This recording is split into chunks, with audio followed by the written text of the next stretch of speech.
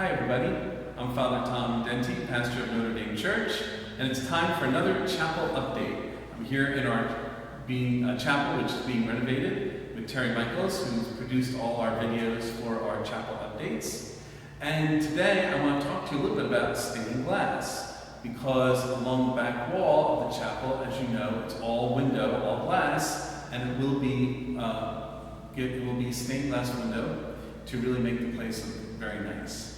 But I want to give you the 5-minute history of stained glass window in the church, which I'm sure you're eager to learn about. So, real quick, we have a picture of a church here. It's a Romanesque style church, kind of from the time of the Roman Empire. And as you can see in the picture, it's a big, heavy, thick walled church. The important thing about any building is that the roof stays up, right? So in order for this roof to stay up, got to build big, thick walls to hold up the roof. And that's kind of the way it went for a while in the Western civilization until someone came along and invented Gothic architecture. Gothic architecture came around in the 12th century, the 1100s. The first Gothic church we know of was built in the 12th century by an abbot whose name was Suger in France. But he didn't invent Gothic architecture, but he's the first one we know who used the style for a church.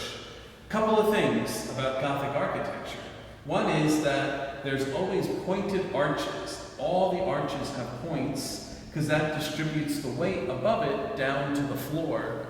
And the other thing that you always notice in a Gothic building, you always look up because the vaulted ceilings, it's like a skeleton that holds the roof up.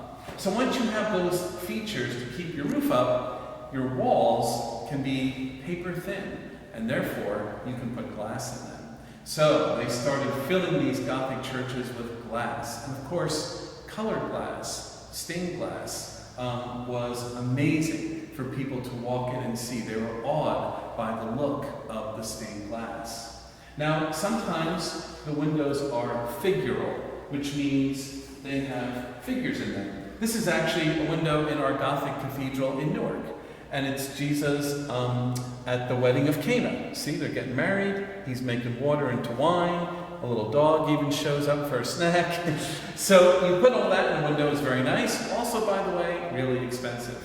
But even from the Middle Ages, like this chapel here, Sainte-Chapelle in France, you can see that although there are some figures mixed in there, really what it is multicolored pieces of glass that create this incredible mosaic of color as the light passes through. You know, in church we light candles, right? And the candles symbolize Jesus, the light of the world.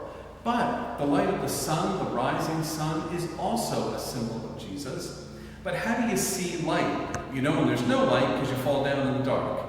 But the way the church illuminates the light of the sun is with stained glass. It catches the light and makes you stop and look at it because it's so beautiful. And think about the light of God that's coming through to illuminate these figures.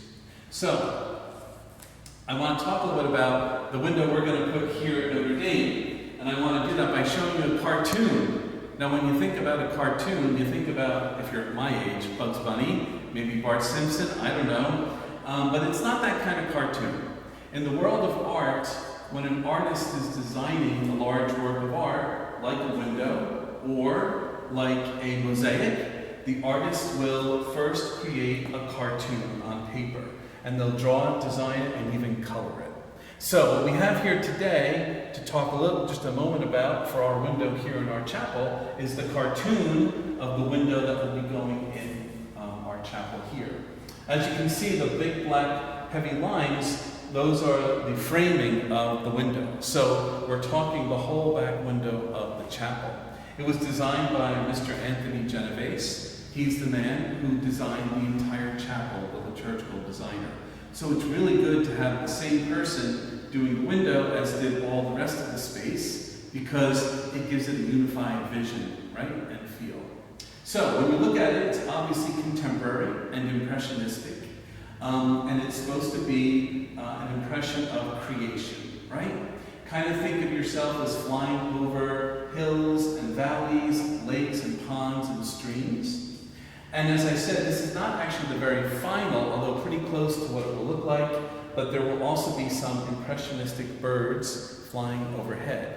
The reason for that is because the birds, in general, they give us a sense of an aerial view of what we're looking at. And of course, on the first day of creation, God sent His Spirit out over the waters and said, "Let there be light," right? And the Spirit in the New Testament is often depicted as a bird, a dove. So it connects the divine aspect of what we're looking at. The essence of creation and nature, not just an accident, not just something that happened through the course of nature, but something that was designed and created by God. So I can't wait for the window to be in place. The colors will be magnificent. The sun rises right out here, and it's going to explode with color and light.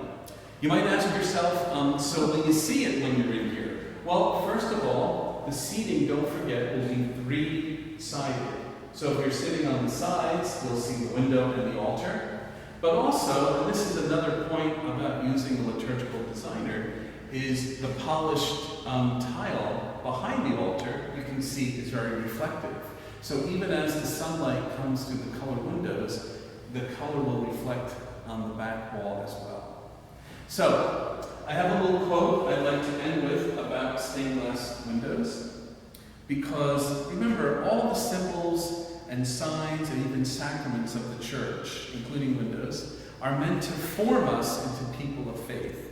And Elizabeth Kubler-Ross, the famous psychologist, said, "People are like stained glass windows. They sparkle and shine when the sun is out, but when the darkness sets in, their true beauty is revealed only if there is a light from within." So, our hope is that all the art and beauty of our worship spaces form us in faith so that the light of outside becomes the light of Christ within. And that's what shines truly as beauty and radiance, what comes from inside of us, which is formed by our experience of worship in these special worship spaces. Thanks for joining me. I hope you enjoyed our tour of stained glass windows, and we look forward to seeing ours set here in our chapel.